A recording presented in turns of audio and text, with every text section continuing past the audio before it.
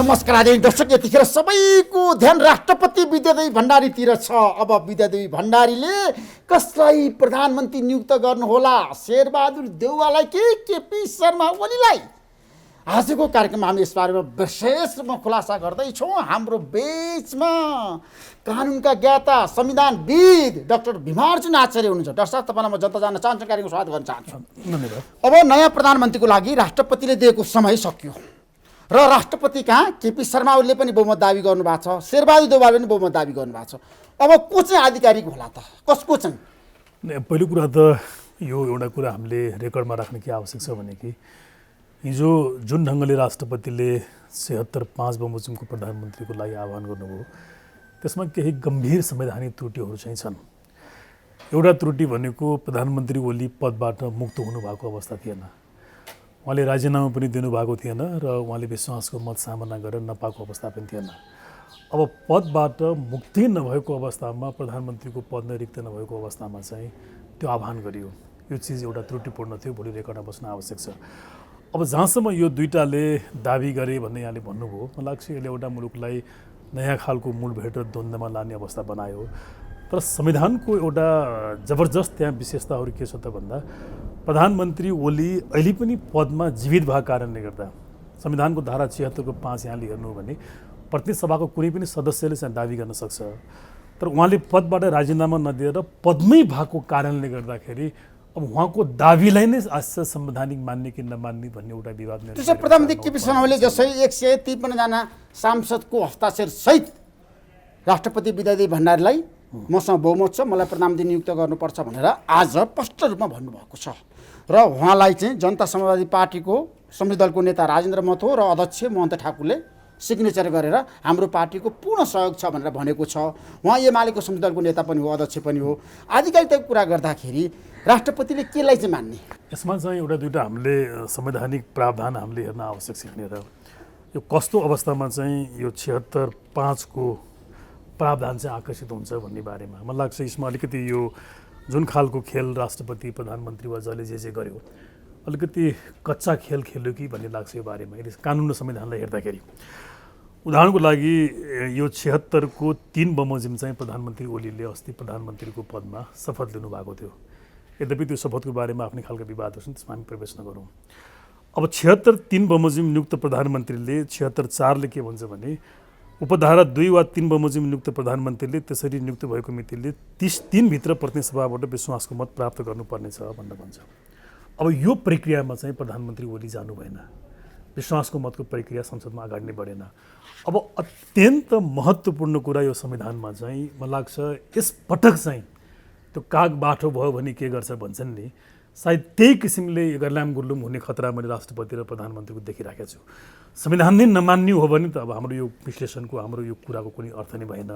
संविधान मान्ने हो भने अब म तपाईँलाई 5 मैले पढेर सुनाउँ। जुन हिजो राष्ट्रपतिले संविधानको धारा 5 बमोजिम पुग नपुग 20-21 घण्टाको मात्रै समय दिएर जुन उहाँले आह्वान गर्नुभयो, त्यो 5ले के भन्छ ख्याल गर्नु यहाँनिर। उपधारा 3 बमोजिम नियुक्त प्रधानमन्त्रीले, त्यो भनेको प्रधानमन्त्री ओली, उपधारा 3 बमोजिम नियुक्त प्रधानमन्त्रीले उपधारा 4 बमोजिम विश्वासको मत प्राप्त गर्न नसकेमा, मतलब विश्वास मतमा जाँदै जानु भएन नि प्रधानमन्त्री भन्दैछु म, नसकेमा उपधारा 2 बमोजिमको कुनै सदस्यले प्रतिनिधि सभामा विश्वासको मत प्राप्त गर्न सक्ने आधार प्रस्तुत गरेमा राष्ट्रपतिले त्यस्तो सदस्यलाई प्रधानमन्त्री नियुक्त गर्नेछ भनेर भन्छ। अब यहाँले भन्नुभएको जस्तो प्रधानमन्त्री ओली चाहिँ विश्वासको मतको प्रक्रियामा जानु भएन भन्नुको अर्थ उहाँ आफ्नो पदमा अहिले पनि हुनुहुन्छ। अनि प्रधानमन्त्रीको पदमा बहालै भएको व्यक्तिले यो 5 अनुसारको दाबी पेश गर्न सक्ने भन्ने त कुरै हुँदैन नि भने दाबी प्रस्तुत गर्नु नै गलत गर्न पाउँदैन उहाँले। यसको संविधानको बरखिलाफ हो, बिल्कुल बरखिलाफ हो। किन प्रधानमन्त्रीले चाहिँ बहुमत देखाउनु भयो त? अनि यो त जबरजस्ती राष्ट्रपति सामु नै पहिलो बरखिलाफ त यो संविधानको धारा 76-5 बमोजिमको आह्वानै गर्नु नै संविधानको बरखिलाफ हो। यो 5 बमोजिमको आह्वान गर्नको लागि त तपाईँलाई मैले पढेर सुनाएँ, यो मैले लेखेको कुरा होइन, उहाँहरूले संविधान लेख्नु भएको हो, धेरै भारी मतले संविधान जारी गर्नुभएको हो। उपधारा 5 मा लेखेको प्रावधान भनेको उपधारा 3 बमोजिम नियुक्त प्रधानमन्त्रीले उपधारा 4 बमोजिम विश्वासको मत प्राप्त गर्न नसकेमा, एकदमै क्याटेगोरिकली किटानी साथ संविधानले के भन्छ त भन्दा 3 बमोजिम उपधारा 3 बमोजिम नियुक्त भएको प्रधानमन्त्रीले सार्वभौमिकको विश्वासको मत उसले प्राप्त गर्न सकेन भने मात्रै उपधारा 5 चाहिँ आकर्षित हुन्छ भनेर भन्छ। अब त्यो प्रक्रियामै उहाँ जानु भएन। पहिलो संविधानमाथिको एउटा प्रहार वा संविधानलाई नमान्ने काम चाहिँ त्यहाँ गरियो। अब आह्वान भयो।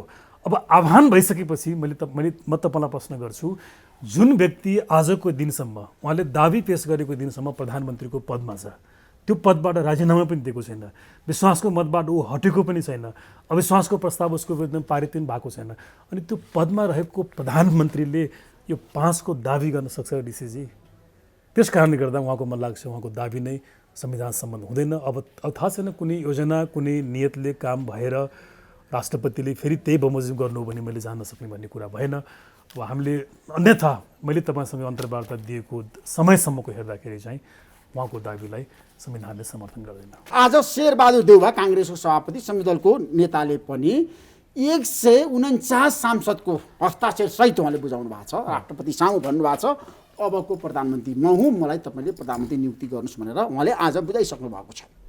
राष्ट्रपतिले केपी शर्मा ओलीलाई नगरेर शेरबहादुर देउवालाई प्रधानमन्त्री नियुक्त गर्नुपर्छ भन्ने तपाईँको माग हो? होइन होइन, यहाँ कुनै व्यक्तिको कुरै होइन। मलाई यहाँले सोध्नुहुन्छ भने प्रवृत्ति वा राजनीतिक चरित्रको हिसाबले ओली र देउवालाई तुलना गर्दाखेरि म कसैलाई बढी नम्बर दिने पक्षमा म छैन। किनभने दुवैजना नेपालमा पटक पटक परीक्षण भइसकेका व्यक्तिहरू हुनुहुन्छ। म व्यक्तिगत मैले कुरा गरेको होइन।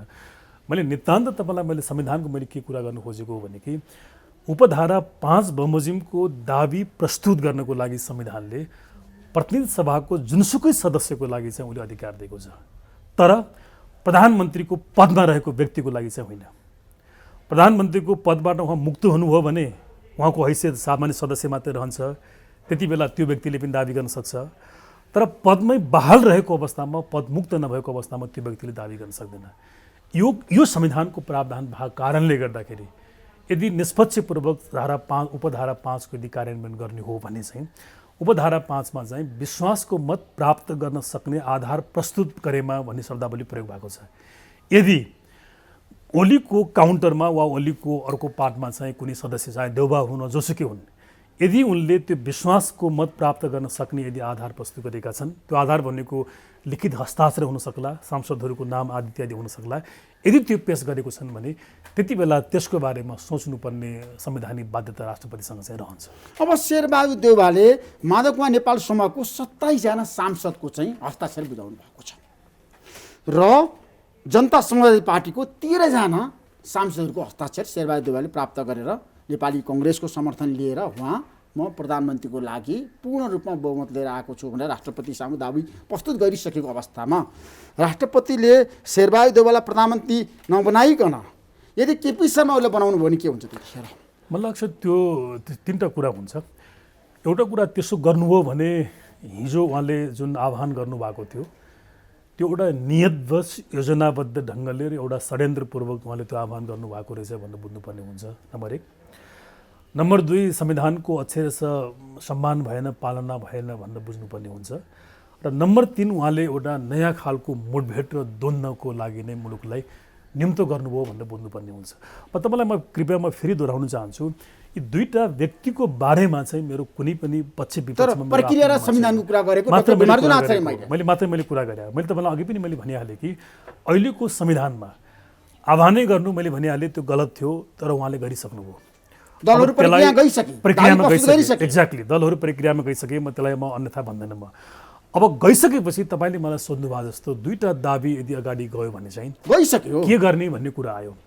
अब 2टा दाबीको बारेमा मैले अघि पनि भनिहालेँ, 2टा दाबीमा 2टै व्यक्ति प्रतिनिधि सभाका सदस्य मात्रै हुन्थे भने त्यति बेला 2टा दाबीको बारेमा राष्ट्रपतिले छानबिन गर्न सक्ने, परामर्श गर्न सक्ने, अनि यो 2 मध्ये कुन व्यक्तिले साँच्चै विश्वासको मत प्राप्त गर्न सक्ने हो त्यो बारेमा उहाँले हेर्न सक्ने कुराहरू रहन्थ्यो होला। तर यहाँ त एउटा फन्डामेन्टल क्वेसन के रह्यो भने कि एउटा दाबी गरेको व्यक्ति चाहिँ आजको दिनसम्म पनि, त्यो दाबी पेश गरेको दिनसम्म पनि प्रधानमन्त्रीको कुर्सीमा चाहिँ उहाँ बहाल हुनुहुन्छ, पदबाट राजीनामा दिनुभएको छैन। मैले भने प्रधानमन्त्रीको पदमा बसिराखेको व्यक्तिले फेरि त्यही पदको दाबी कसरी गर्न सक्छ भने दाबी नै गर्नुभयो त, बहुमत देखाउनु भयो। यो त यतिलाई त बहुमत भन्दैन नि भने असंवैधानिक ढङ्गले हुने नहुने किसिमले तपाईँ होइन, खेलको त एउटा नियम हुन्छ नि त। खेलको नियम हुन्छ, तपाईँ तलमाथि दौड्ने कुनै खेलको नियम राख्नु हो भने छतबाट कोही मान्छे हाम फाल्न खोज्यो भने उसले बहादुरी गर्यो, यसलाई सम्मान गर्नुपर्छ भन्ने कुरा हुँदैन नि त। त्यो नियमबाट पो उहाँ दौड्नु पर्ला नि यहाँनिर। पद पनि ओकड्ने, पदबाट राजीनामा पनि नदिने, अनि फेरि सदस्यको हैसियतमा दाबी गर्ने। मैले अघि पढेर सुनाएँ, यो 76(5) मा उल्लेख भएको शब्द भनेको त्यो व्यक्ति छ, त्यहाँनिर सदस्य छ, व्यक्तिले दाबी गर्छ। व्यक्तिले दाबी गर्ने हो, पार्टीले दाबी गर्ने होइन। बिल्कुल संविधानको धारा 76 को 5 को स्पिड भने त्यही हो। बिल्कुल त्यही हो। तर अहिले आएर फेरि बहस जारी छ। डाक्टर भीमार्जुन आचार्य, तपाईँ त संविधानको ज्ञाता हो, संविधानविद हो। पोलिटिकल पार्टीले आफ्नै इन्ट्रेस्टमा व्याख्या गर्न थाले नि त। एमालेको सांसद माधवकुमार नेपालले शेरबहादुर देउवालाई प्रधानमन्त्री बनाउनको लागि हस्ताक्षर गर्नै मिल्दैन भनेर भन्न थाले त एमालेका नेताहरूले। त्यो वास्तवमा त्यो रोकावट छैन यहाँनिर, त्यो रोकावट छैन। यहाँ कस्तो गर्यो भने होइन, एउटा कुरा त यो प्रावधान संविधानमा अब नराखेको भए पनि त्यति बेला हुन्थ्यो वास्तवमा। र मैले पढेको मेरो यदि नलेजमा मैले अहिले सम्झनामासँग यदि करेक्ट छ भने चाहिँ सायद दुनियाँको संसदीय शासन प्रणाली अवलम्बन गरेका मुलुकका संविधानहरूमा चाहिँ यस प्रकारको प्रावधान भएको देखिँदैन। भारतीय संविधानमा पनि छैन, बेलायतमा त संविधान छैन, तर अभ्यास पनि निर्दलीय व्यवस्थालाई सपोर्ट गरे जस्तो देखियो एक प्रकारको। अब हामी कहाँ पनि यहाँले हेर्नु हो भने 2015 सालको संविधानमा पहिलोपटक हामीले पार्लियामेन्ट्री डेमोक्रेसी हामीले इन्ट्रोड्युस गरेको हौँ, त्यहाँ पनि यस खालको प्रावधान थिएन। 47 मा हामीले फेरि रेस्टोर गऱ्यौँ पार्लियामेन्ट्री डेमोक्रेसीलाई, त्यहाँ पनि थिएन। 63 को संविधानमा पनि यो कुरा हामीले उल्लेख गर्यौँ, अहिलेसम्म उल्लेख गरेको छौँ। त्यसैले यसको क्यारेक्टर कस्तो छ त भन्दा यहाँले मलाई ठिक प्रश्न सोध्नुभयो। त्यो दलीय क्यारेक्टर भन्दा पनि एउटा इन्डिभिजुअल सांसदले, इन्डिभिजुअल मेम्बरले चाहिँ क्लेम गर्न सक्ने भनेर चाहिँ हामीले उल्लेख गरेको छौँ। त्यसको अर्थ त्यो व्यक्तिले इन्डिभिजुअल रूपमा प्रतिनिधि सभामा कायम रहेका जुनसुकै सदस्यको उसले सपोर्ट चाहिँ उसले सिक गर्न सक्ने भयो, ल्याउन सक्ने भयो भन्दाखेरि दलीय हिसाबले होइन। त्यहाँ अब त्यो हिसाबले मलाई लाग्छ कुनै दलसँग आबद्ध भएको व्यक्तिले कुनै व्यक्तिलाई सपोर्ट गर्छ भने संविधान चाहिँ अन्यथा हुँदैन। अब त्यो पार्टीको आन्तरिक हिसाबले के हुने भन्ने कुरा सम्बन्धित पार्टीले जान्न, त्यो म भन्न सक्दैन। तर संविधानको दृष्टिकोणले त्यो 5 को उपधारा 5 को प्रयोग हुँदाखेरि त्यहाँनिर व्यक्तिको रूपमा चाहिँ पार्टीको समर्थन होइन, व्यक्तिको समर्थनले प्रधानमन्त्री बन्ने हो। एक्ज्याक्टली। यद्यपि होइन, त्यो दुइटै छ, त्यहाँ दुइटै फ्री राखेको छ। जस्तो त्यो 76(5) मा अब यो अचम्मको यो राष्ट्रपतिले आह्वान गर्दाखेरि त व्यक्तिलाई बढी फोकस गर्नु भएको छ कि दललाई, तपाईँले हेर्नु पर्यो। होइन, त्यो यस्तो छ, उहाँले चाहिँ व्यक्तिलाई फोकस गर्नुभएको छ, उहाँ त्यसमा फेरि चुक्नु भएको छ। त्यो पनि एउटा कुरा ख्याल गर्नुपर्ने कुरा। 76 को 5 को ल्याङ्ग्वेज चाहिँ बडो अनौठो छ यहाँ। एउटा तपाईँले यहाँ ख्याल गर्नुहोला। उदाहरणको लागि यहाँ के भन्छ भने उपधारा 3 बमोजिम नियुक्त प्रधानमन्त्रीले उपधारा 4 बमोजिम विश्वासको मत प्राप्त गर्न सकेमा उपधारा 2 बमोजिमको कुनै सदस्यले भन्ने पनि शब्द भएको छ। भनिसकेपछि दलीय समर्थनलाई पनि यसले ठाउँ दियो। उपधारा 2 बमोजिम भनेको त 2 वा 2 भन्दा बढी दल मिलेर बनाउने सरकार हो। यो अनौठो ड्राफ्ट छ। यद्यपि वास्तवमा एउटा कुरा के छ भने संविधान लागू भइसकेपछि त्यसलाई मान्नुपर्ने हाम्रो बाध्यता हो। तर यति कमजोरी यो संविधानमा छन् कि त्यो कतिपय ठाउँमा त त्यो ह्रस्व दीर्घ पनि ख्याल गरिएको छैन कि अघिल्लो प्याराग्राफमा समावेशी तपाईँ दीर्घ लेख्नु भएको छ भने तल गएर ह्रस्व लेख्नु भएको छ। त्यो हदसम्मका कमजोरी छन्। तर फेरि पनि संविधान जारी भएर बाहिर आइसकेपछि त्यहाँ कम्प्युटर एरर भयो, मानवीय त्रुटि भयो, प्रिन्ट गर्दाखेरि कमजोरी भयो भन्न पाइँदैन। जे लेखेर संविधान छापेर आउँछ र लागू हुन्छ त्यसलाई तपाईँले अक्षरशः पालना गर्नुपर्ने। पालना गर्न सक्नुहुन्न भने वा नसक्ने हो त्यो बेठिक छ भने त्यसलाई तपाईँले करेक्सन गर्ने संशोधनको माध्यमबाट हो। अब यहाँ के गरियो भने यो 76 को 5 मा चाहिँ दलको समर्थनलाई पनि यसले खुल्ला राख्यो। उपधारा 2 बमोजिम भन्या हुनाले, 76 को उपधारा 2 बमोजिम भन्या हुनाले, अनि फेरि व्यक्तिले क्लेम गर्ने भनिसकेपछि व्यक्तिको समर्थनलाई पनि यसले चाहिँ खुल्ला गर्यो। भन्दाखेरि दुईटै रूपमा व्यक्तिको सपोर्ट लिएर पनि मान्छेले दाबी गर्न सक्ने भयो, दलको सपोर्ट लिएर पनि दाबी गर्न सक्ने भयो। यो मैले जबरजस्ती भनेको कुरा होइन कि उहाँहरूले जारी गरेको संविधानमा होइन, नेपालको संविधान 2072 ले भन्यो। तर हिजो राष्ट्रपतिले आह्वान गर्दाखेरि संविधानको स्पिड र भावना अनुसार गर्नु भएको छ त? त्यो त मैले अघि पनि भनिहालेँ नि। त्यसमा राष्ट्रपति चुक्नुभयो। त्यो त हजारौँ गुणा चुक्नु पनि। तपाईँ ऋषिजी एउटा इमेजिन गर्नु भने राष्ट्रपति भनेको यो देशको हेड अफ द स्टेट हो। राष्ट्र प्रमुखलाई एउटा संविधानमा कति ठुलो स्थान दिएको हुन्छ त भन्दा उसलाई मुलुकको अभिभावक मानिएको हुन्छ, संविधानको संरक्षक मानिएको हुन्छ, नागरिकको अभिभावक मानिएको हुन्छ। त्यो मान्नुपर्ने कारण के त भन्दा ऊ पोलिटिकल्ली न्युट्रल हुन्छ। उसले कसैलाई नाइदर फेभर नर गोज अगेन्स्ट, कसैको पक्षमा पनि जाँदैन, विरुद्धमा पनि जाँदैन।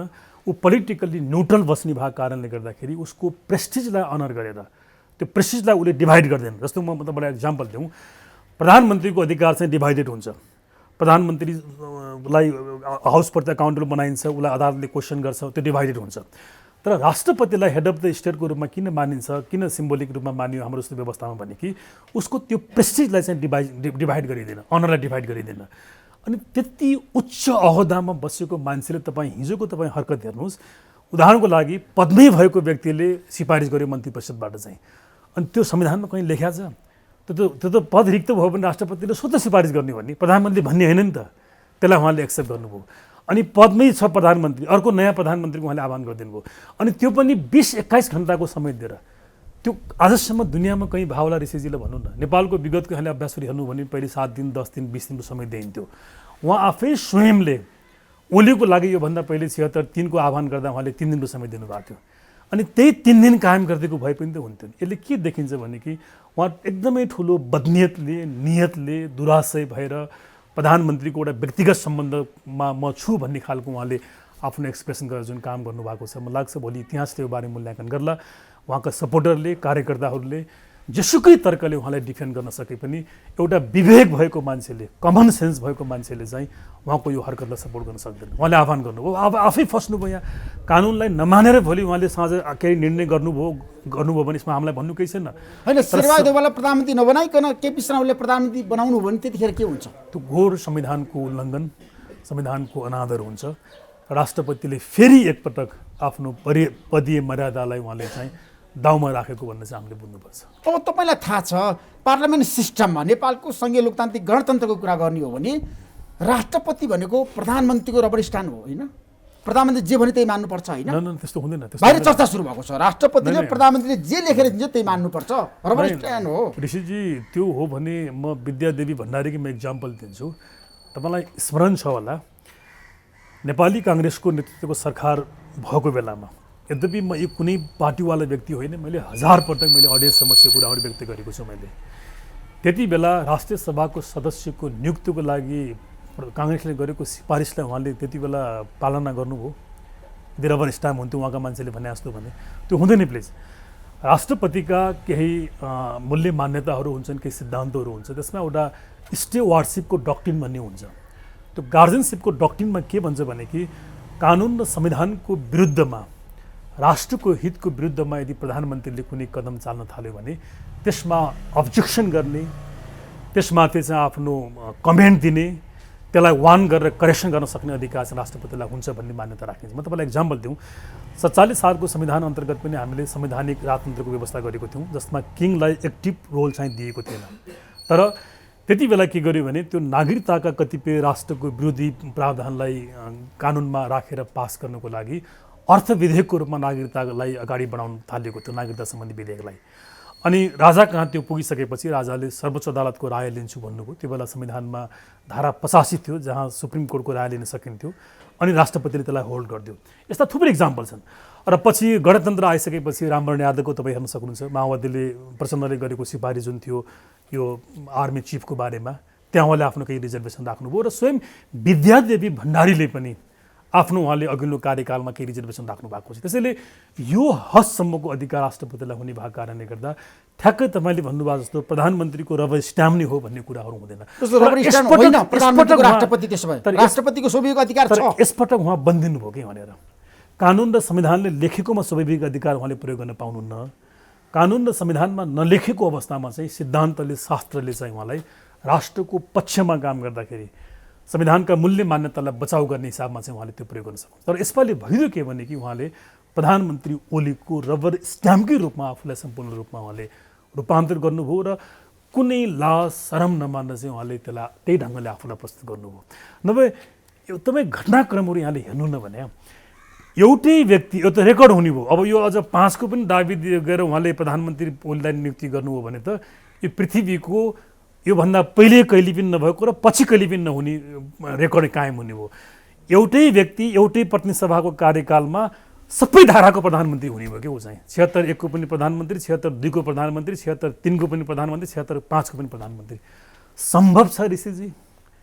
राज्यका नेपालमा त सम्भव भइरहेछ। केपी शर्मा ओलीलाई त राष्ट्रपतिले सम्भव बनाइदिनु भएको छ। यहाँ त मिले हो, त्यही त नियत देखियो नि भने भनेर राज्यका सबै पदाधिकारी सबै निकायहरू मिल्ने मतो गरिसकेपछि एउटा अखडामा आएपछि यस्तो हुने हो नि त भने नभए सम्मसम्म मलाई भनिदिनु त त्यही व्यक्ति त्यही कार्यकालमा 76 को पनि प्रधानमन्त्री हुने, 76 को पनि प्रधानमन्त्री हुने, 76 को पनि प्रधानमन्त्री हुने, 76 को पनि प्रधानमन्त्री हुने र आजसम्म पृथ्वीमा कहीँ भएको छ भने मलाई भनिदिनुहोस् र संविधानले त्यस्तो हुन्छ भन्छ भने मलाई तपाईँ भनिदिनुहोस्। संविधानले राष्ट्रपतिलाई विशेष अधिकार दिएको छ कि छैन? होइन, लिखित रूपमा संविधानले राष्ट्रपतिलाई विशेष अधिकार दिएको छ। तर आजको कुरा गरिरहेको छु म भन्दैछु अहिले प्रधानमन्त्रीको लागि दुईजनाले दाबी गर्नुभएको छ, केपी शर्मा ओली, शेरबहादुर देउवा। राष्ट्रपतिले आफ्नो अधिकार प्रयोग गरेर शेरबहादुर देउवालाई प्रधानमन्त्री बनाउन सक्नुहुन्छ? किन नसक्नु? त्यो त गर्नै पर्ने दायित्व त्यही हो नि। मैले देउवाको मैले कुरा गरेको छैन।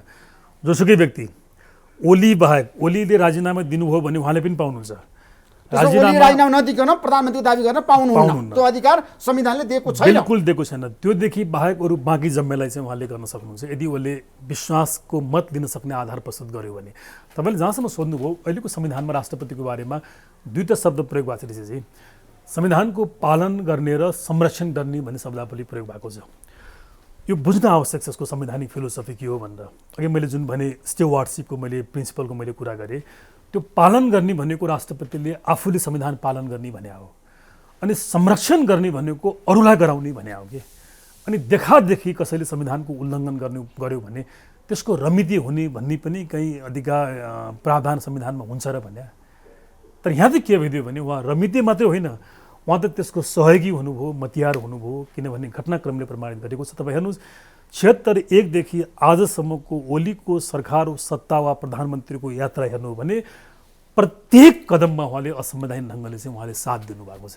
मलाई लाग्छ भोलि इतिहासले यसमा डरलाग्दो ढङ्गले उहाँको बारेमा मूल्याङ्कन गर्नेछ र यो क्रियाकलाप यो हरकतहरू अगाडि बढ्दै गयो भने सायद अब आउने नेपाली कुनै पनि पुस्ताले यो देशमा फेरि राष्ट्रपति चाहिन्छ, त्यो संस्था चाहिन्छ भनेर सायद भन्नै नसक्ने अवस्थामा चाहिँ पुर्याउनुहुन्छ कि। त्यसो भए राष्ट्रपतिले फेरि एकपटक गल्ती गर्नुभयो, केपी शर्मा ओलीलाई प्रधानमन्त्री बनाउनु भयो भने यो संस्था अब समाप्त हुन्छ।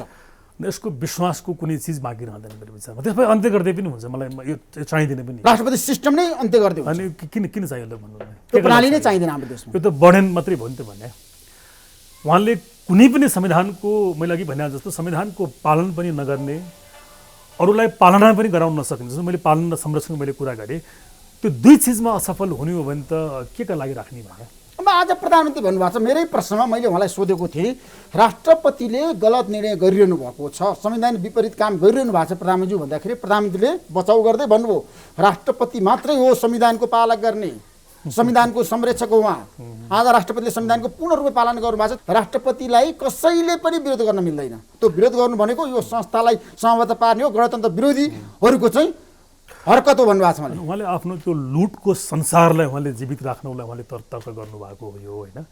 मलाई लाग्छ उहाँको तर्कमा कुनै पनि दम छैन र एउटा बडो ठुलो विडम्बना के भइदियो भने प्रधानमन्त्री ओलीले बुझेको संविधान र हामीले बुझेको संविधान नै फरक छ। उहाँले मान्ने संविधान र जनताले मान्ने संविधान नै फरक छ। र म तपाईँसँग भन्छु ऋषिजी, यो संविधानलाई त प्रधानमन्त्री ओली र राष्ट्रपति भण्डारीले आफ्नो निजी डायरी जस्तो बनाइदिनु भएको उहाँहरूले चाहिँ।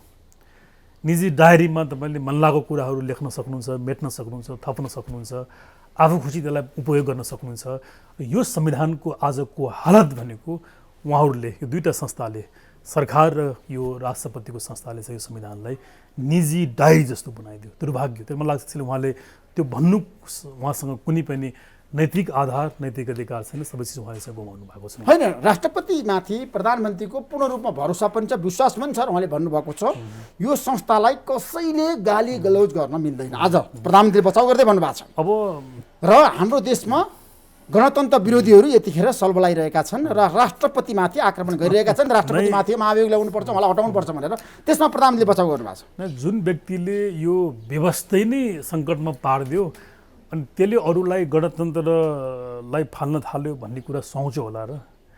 मैले हेर्नु यो सार्वजनिक रूपमा मैले के व्यक्त गरेको छु भने यो पटक भने कि 2007 सालको परिवर्तन चाहिँ मातृका प्रसादको कोइरालाको कारणले गर्दाखेरि सदाको लागि समाप्त भयो।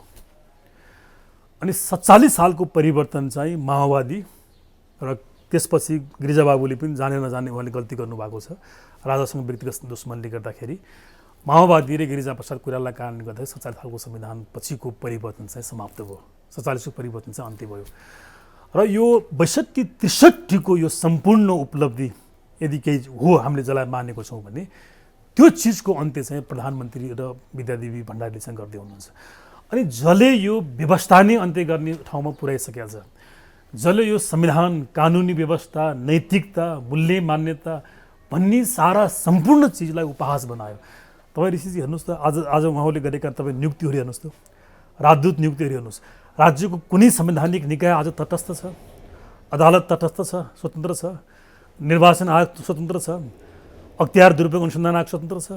राज्यका सम्पूर्ण संवैधानिक निकायको उहाँले हुर्मत लिनुभयो। कानुन र संविधानलाई उहाँले तमासाको विषय बनाइदिनु भयो, व्यवस्थालाई उहाँले तमासाको विषय बनाइदिनु भयो। अनि त्यस्तो व्यक्तिले उल्टो अरूमाथि प्रश्न उठाएर तिमीहरूले संविधान विरोधी काम गर्यो, गणतन्त्र विरोधी काम गर्यो भन्न सुहाउँछ होला र भने मलाई लाग्छ यो त हेर्नु यो मजाकको त्यसो महाभियोग लगाउनुपर्छ राष्ट्रपतिमाथि भन्ने तपाईँको तर्क हो डाक्टर भिमहार मलाई लाग्छ आजको दिनसम्म आउँदाखेरि उहाँ महाभियोगको लागि सम्पूर्ण रूपमा ठिक व्यक्ति हो, ठिक पात्र हो। संविधानले जुन ग्राउन्डमा महाभियोग लगाउनुपर्छ भनेर उल्लेख गरेको छ त्यो सबै आधार चाहिँ उहाँले चाहिँ आफै नै पुष्टि गर्नुभएको छ। त्यसो भए राष्ट्रपति विद्यादेवी भण्डारीलाई राष्ट्रपतिको रूपमा जनताले मान्दैनन्, स्वीकार्दैनन्। जनताले नमाने पनि फेरि यतापट्टिका यदि लठेत अरू जुन दलहरू छन्, प्रतिपक्षहरू छन् र उनीहरूको संस्कार, उनीहरूको तौर तरिका पनि त भएन नि त।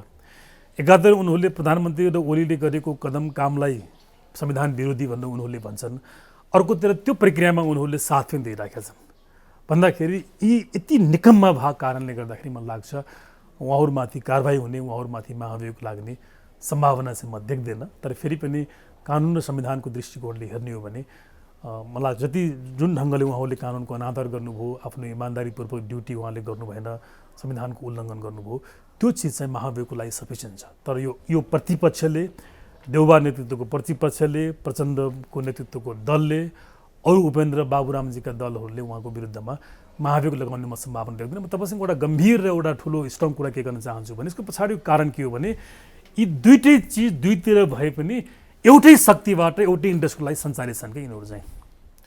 ओली र भण्डारी एकातिर हुनुभयो, प्रचण्ड देउबा अर्कोतिर भए, तर यी दुईटै नै एउटै इन्ट्रेस्टको लागि, नेपालको बर्बादीको लागि कोहीबाट सञ्चालित भएको कारणले गर्दाखेरि एकले अर्कालाई कारबाही गर्छन् भन्ने कुरा चाहिँ मलाई विश्वास लाग्छ। त्यसो महाभियोगको कुरा गर्दाखेरि नेपालको संविधानले महाभियोगको प्रावधान त राखेको छ, राष्ट्रपतिलाई हटाउनको लागि दुईटै नै चाहिन्छ?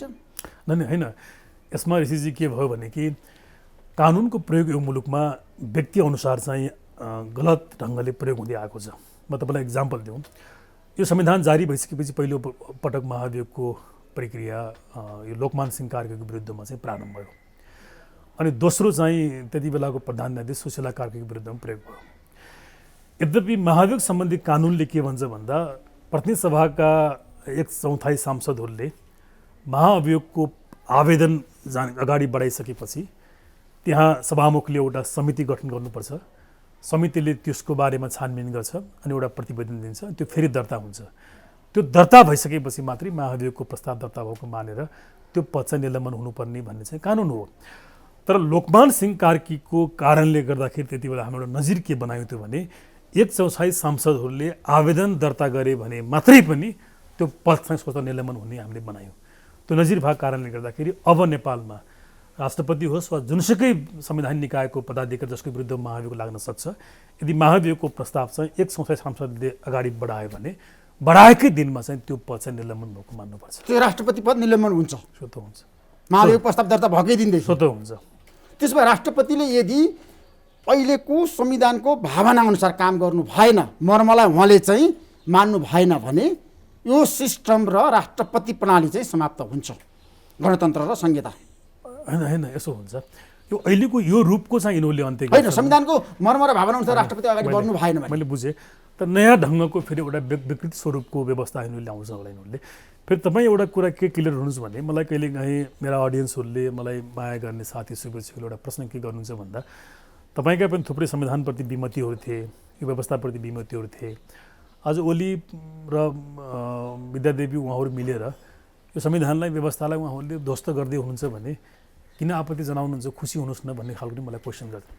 तर ऋषिजी उहाँहरूले गरेको यो काम चाहिँ यसको अन्त्य गरेर राम्रो चिज ल्याउनुको लागि होइन भने यहाँ त के भइदियो नेपालको नियति भन्ने हिजो पनि कसैको इन्ट्रेस्टमा हामीले यो व्यवस्था यो संविधान हामीले ल्यायौँ, आज फेरि उनीहरूको इन्ट्रेस्टमा हामी फाल्दैछौँ कि तपाईँ कतिपल्ट बेवकुफ भन्ने भन्या। उहाँहरूले गर्न खोजेको यसलाई फालेर यसलाई सुधारेर राम्रो ल्याउँ भन्ने होइन। अबको योजना त के हो, तपाईँ मानिलिनुहोस् आज हामीले रेकर्ड गरेको समयसम्म राष्ट्रपतिको निर्णय आएको छैन। यदि उनको निर्णय मानौँ भोलि ओलीको पक्षमा आयो भने, आज राष्ट्रपति निर्णय गर्नु भएन, भोलि ओलीको पक्षमा गर्नु भयो भने के हुन्छ? गर्नुभयो भने त मुलुक त सिधै मुठभेडमा गयो नि त भने, द्वन्द्व र विवाद मुठभेडमा गयो मुलुक। पक्का कुरा हो नि। त्यसमा देशमा भिडन्त हुन्छ। अनि त्यो त उहाँहरूले बनाउँदै हुनुहुन्छ। ल यहीँनिर रहस्य छ क्या, यहाँनिर कसको इसारामा कसको योजनामा चाहिँ यो काम उहाँहरूले गर्दै हुनुहुन्छ भन्ने चाहिँ गम्भीर प्रश्न हो कि। मलाई भन्नु ऋषिजी, अहिले यो समय भनेको निर्वाचनको समय हो। आज यो कोभिडको महामारीले आज एउटा नागरिकले हेर्नु सामान्य अस्पतालको बेड नपाएर चाहिँ ऊ छटपटेर मरिरहेको छ। उसले चाहिँ अक्सिजन छैन तपाईँको। एउटा निर्वाचनको लागि 20-25 अरबभन्दा बढी खर्च हुन्छ। त्यो पैसाले त प्रत्येक नेपालीलाई खोप लाउनु पुग्छ, प्रत्येक नेपालीको लागि एउटा बेड अस्पतालमा तयार गर्न पुग्छ, प्रत्येक नेपालीको लागि तपाईँको डक्टरको सङ्ख्याहरू आदि सुविधाहरू अस्पतालहरू बढाउन चाहिँ सकिन्छ। आज किन त्यो सब चिजलाई कुनै पनि मतलब नगरेर मानव मुलुकमा केही पनि भएको छैन भन्ने जस्तो लागेर राजनीति सत्ताको लागि सब तिगडम किन गरिरहेको छ मलाई भनिदिनु न। जस्तो 5 को बमोजिम प्रधानमन्त्री कसैलाई उनले नियुक्ति गरिन् भने पनि विश्वासको मत भोलि लिनुपर्छ। नपाएपछि अब बिगड्नुहुन्छ, अनि बिगड्नु भएपछि 6 महिनाभित्र चुनाव गर्नुपर्छ। 6 महिनाभित्र चुनावमा मत हाल्न को नेपाली जान्छ मलाई भन्नुहोस्। यस्तो महामारी प्रधानमन्त्रीको चाहना छ निर्वाचन हो, उहाँको मिसन छ निर्वाचन हो। यो मिसन होइन, यो यहीँनिर रहस्य छ कि यो मुलुकलाई बर्बाद गर्नको लागि सब कामहरू भइरहेका छन् भन्दा चाहिँ। राष्ट्रपति विद्यादेवी भण्डारीले शेरबहादुर देउवालाई प्रधानमन्त्री नबनाइकन केपी शर्मा ओलीलाई बनाउनु भयो भने देशमा दुर्घटना हुन्छ। मैले त्यो संवैधानिक रूपमा मैले त्यो देखिरहेको छु। मैले मुलुक मुठभेडमा जान्छ, द्वन्द्वमा जान्छ, दलहरूको बिचमा अब भिडन्त हुन्छ। त्यो भयो भने भोलि आर्मीलाई बोलाउनु पर्ने अवस्थाहरू हुन सक्ला। नेपाली सेनाले नेपालमा फेरि शासन गर्ने भयो। सङ्कट अनि त्यो ठाउँहरू बनाइदिन्छ जस्तो लाग्छ मलाई चाहिँ। अब यो व्यवस्था कुमा पर्ने भयो। त्यो सम्भावनाहरू उहाँहरूले क्रिएट गरिराख्नु भएको छ। सेनाले कु गर्छ कि सेनाले आफै शासन सञ्चालन गर्छ? त्यो बनाइन्छ, त्यो माहौल बनाइन्छ।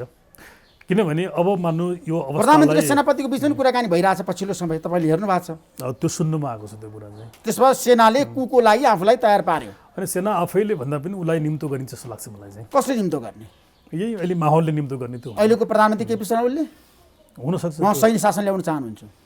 अब उहाँको एउटा अहङ्कार र एउटा अहम के देख्यो भने कि आफू पदमा आफू शक्तिमा यदि बस्न नपर्ने बस्न नसक्ने अवस्था आयो भने बाँकी कुनै पनि बस्न सक्दैन र बस्न दिँदैन भन्ने उबाट चाहिँ उहाँले काम गरेर देखिन्छ। खास गरी उहाँले अरू कुनै पनि पोलिटिकल फोर्सलाई पोलिटिकल पार्टीलाई राजनीतिक कर्मीलाई चाहिँ उहाँले सम्मान गरेको विश्वास गरेको चाहिँ देखिँदैन। त्यो हिसाबले मैले एउटा के अनुमान गर्न सक्छु भने कि कथम कदाचित उहाँ आफू पदमा बस्न सक्ने अवस्था भएन। अब पदमा बस्दाखेरि पनि उहाँलाई ठुला खालका अवरोधहरू भयो भने उहाँले त्यति बेला आफैले नै नेपाली सेनालाई वा उसलाई निम्तो गरेर चाहिँ त्यो नयाँ अवस्थामा एउटा सङ्कल्पकालको घोषणा गरेर त्यो परिवेशमा मुलुकलाई उहाँले पुर्याउने सम्भावना चाहिँ म देखिरहेको छु। अब प्रधानमन्त्रीको एउटा भनाइ आएको छ, सांसदहरूले कृत्य गरेर शेरबहादुर देउवालाई साथ दिए, हस्ताक्षर गरे, त्यसलाई मान्दैनौँ भनेर प्रधानमन्त्री भन्नुभएको छ। र कतिपय सांसदहरूले पनि यतिखेर आफ्नो नाम चाहिँ हस्ताक्षरमा जसरी प्रयोग गरियो त्यो कृत्य भनेर भनेका छन्। तपाईँ के भन्नुहुन्छ? त्यो त मैले कसरी जान्न सक्छु र होइन, कृत्य त गर्न पाइँदैन। यदि हस्ताक्षर कृत्य छ, विश्वासको मतको लागि योगेश भट्टराईले भन्नुभएको छ, गोकर्ण विष्टले भन्नुभएको छ, सुरेन्द्र पाण्डेले भन्नुभएको छ, बाहिर आइसक्यो हाम्रो हस्ताक्षर गलत रूपमा प्रयोग गरियो, हामी शेरबहादुर देउवालाई प्रधानमन्त्री बनाउन चाहदैनौँ उहाँले भन्नुभएको छ। ठिक छ, त्यो हो भने त त्यसले मान्यता पाउँदैन। मैले अघि पनि भनिहालेँ, आज तपाईँले मलाई सोध्नु भएको प्रश्नमा म फेरि रिपिट गर्न चाहन्छु। यो दुईटै पात्र मलाई रोज भन्नु हो भने म दुईटै पात्रलाई म रोज्दैन मैले, किन यिनीहरू दुईटै नेपालमा पटक पटक परिसकेका व्यक्तिहरू हो, केपी शर्मा ओली र शेरबहादुर देउवा। बिल्कुल, उहाँहरूबाट मुलुकको लागि कुनै केही गतिलो काम हुने, मुलुकले शान्ति सुख पाउने भन्ने कुरामा मलाई रत्तिभर पनि विश्वास छैन। म केवल आज एउटा संविधानको विद्यार्थी भएको हिसाबले म कानुन र संविधानको मैले प्रतिरक्षा गरिदिएको छु। मुलुक मुठभेडमा नजाओस् भन्ने मेरो चाहना हो। राष्ट्रपति लगायत यी संस्थाहरूले कानुन र संविधान बमोजिम काम गरून् भन्ने मात्रै मेरो आग्रह हो। तर यहाँले सोध्नु भएको जस्तो यदि पठाइएका नामहरू, दाबी गरेका नामहरू त्यहाँ फेक छन्, हस्ताक्षरहरूमा तलमाथि छ भने त त्यो कुराहरूको छानबिन हुनसक्छ। अब यो सिस्टम बचाउने र अहिले मुठभेडलाई चाहिँ नि जानबाट रोक्ने काम चाहिँ राष्ट्रपतिको हातमा छैन। अब मलाई त्यही लाग्छ। अब सबै चिजको मलाई लाग्छ अन्तिम एउटा ऊ चाहिँ राष्ट्रपतिकोमा गएको छ। यदि उहाँ अहिले पनि निष्पक्ष हुनुभयो, न्युट्रल हुनुभयो र संविधानलाई उहाँले आदर गर्न यदि सुरु गर्नुभयो भने चाहिँ धेरै चिज हल हुन्छ र मुठभेडबाट मुलुक बच्छ। किनभने राष्ट्रपतिको कोर्टमा बल छ, कोर्टमा बल्छ, पक्का कुरा हो। राष्ट्रपति चाहिँ आफ्नै मान्छे चाहिँदो रहेछ भन्ने कुरा यसपटक प्रधानमन्त्री सिद्ध गर्नु भएन। न त्यो त गलत सिद्ध गर्नुभयो भने चाहिँ अब दुइटा हो, कस्तो राम्रो तपाईँ पनि सोध्नुभयो कि यहाँ दुइटा स्कुल अफ थट छ कि आम जनताले चाहिँ के सिद्ध गरे, आम जनताले के अनुभूति गरे भने राष्ट्रपतिको पदमा त्यो संस्थामा पठाउने व्यक्ति चाहिँ दलको कार्यकर्ता हुनुहुँदो रहेनछ, अत्यन्त तटस्थ, सम्मानित र विवेक भएको मान्छे हुनुपर्छ भन्ने चाहिँ जनताले अनुभूत गरे। दलका यी लम्पटहरू लठेथोले के अनुभूत गरे त भन्दा आफ्नो सत्ता र स्वार्थको लागि आफ्नै मान्छे पठाउनु पर्दो रहेछ भन्ने चाहिँ अनुभूत गरे कि दुईवटा फरक फरक अनुभूत छ कि। तर कुन अनुभूत ठिक हो भन्ने कुरा तपाईँ आफै भन्नु नि त। अनि त्यो संस्थामा प्रधानमन्त्रीलाई काम गर्न सजिलो बनाउनको लागि राष्ट्रपति चाहिँ आफ्नै मान्छे चाहिँदो रहेछ। होइन त्यो त त्यो विषयमा त धेरै फाइदा भयो नि त अनि पछिल्लो समय। के बहादुरी भयो त भन्नु त। म तपाईँलाई एउटा इक्जाम्पल दिउँ। केपी शर्मा ओली प्रधानमन्त्रीकै हैसियतमा जब उहाँ नेपालमा आउनुभयो नयाँ संविधान जारी भइसकेपछि उहाँको हिजोको इज्जत इमेज र आजको तपाईँ तुलना गर्नुहोस् त भने उहाँले पनि के पाउनु भयो आखिरले भन्नु न। पद पाउनुभयो उहाँले, त्यो सब थोक हो ऋषिजी। पद त उहाँले एकपटक पाइसकेपछि त 1000 पटक पाए पनि एकपटक पाए पनि उहाँको रेकर्ड त त्यही त हो नि भने। एउटा सम्मान इज्जत मुलुकले सम्झिने, ठिक छ उहाँका कार्यकर्ताहरूले सम्झेनन्, उहाँका लम्पट कार्यकर्ताहरूले चाहिँ, तर सिङ्गो मुलुकले आदर गर्ने सम्मान गर्ने त्यो चिजबाट त उहाँ सदाको लागि वञ्चित हुनुभयो नि त। एकबारको जिन्दगी हो, भोलि उहाँलाई पनि हामीलाई पनि सबैलाई पनि भोलि मर्नुपर्ने छ। भोलि इतिहासले मूल्याङ्कन गर्ला नि त। ओलीजीको हाइट कति माथि पहिलो भन्नु न। मैले पनि उहाँले गरेका कतिपय राम्रा कामहरू मैले दिल खोलेर समर्थन गरेको छु। त्यति बेला यतातिरका लम्पटहरूले मलाई ओलीको मान्छे भन्नु उनीहरूले कमेन्ट गर्थे। आज म ओलीले गरेका संविधान विरोधी कामहरूको विरोध गर्छु, ओलीका मान्छेहरूले हामीलाई गाली गर्छन् भन्दाखेरि ओली स्वयंले के पाउनु मलाई भन्दैनन्। होइन, सत्तामा पुगेपछि मान्छेहरू किन संविधान विपरीत काम गर्छन्, किन संविधानलाई उल्लङ्घन गर्छन् र आफै सर्वा हो भनेर किन सोध्छन् भन्नु। त्यसको पछाडिको एउटा महत्त्वपूर्ण कारण के हो भने कि हामीले आजसम्म खास गरी पछिल्ला वर्षको मूल्याङ्कन गर्दाखेरि त्यो पद र त्यो कुर्सीको लागि उपयुक्त व्यक्ति नै हामीले पठाउन सकेका रहेनछौँ कि।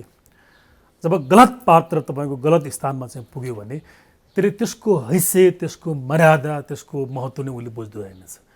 अनि अहिले भएको समस्या भनेको प्रधानमन्त्रीले प्रधानमन्त्रीको हैसियत नै उहाँले बुझ्न सक्नु भएको छैन, राष्ट्रपतिले राष्ट्रपतिको हैसियत नै बुझ्न सक्नु भएको छैन, अरू निकायका पदाधिकारीले त्यसै भइरहेका छन् भन्दाखेरि त्यो पदलाई डिजर्भ गर्न नसकेका कारणले गर्दाखेरि यी समस्याहरू आएको छन्। यसमा हाम्रो पनि गल्ती छ, किनभने हामीले पटक पटक टाइम एन्ड अगेन यिनै व्यक्तिलाई चुनेको छौँ। अब हेर्नु न, अब संसद निकममा भयो, काम लागेन, यसलाई फ्रेस ताजा जनादेशमा जाउँ भन्ने कुरा आएको छ।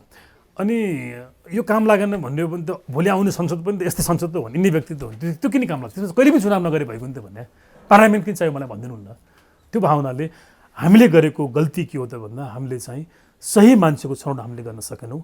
त्यसको सफरहरू चाहिँ सिङ्गो मुलुक र नागरिक चाहिँ यो यहाँ भइरहेछन् भन्ने लाग्छ। अब देशको निकास के त होइन, निकासको लागि अहिले पनि संविधानको कुरा गर्दाखेरि नहुने धेरै कामहरू भइसके।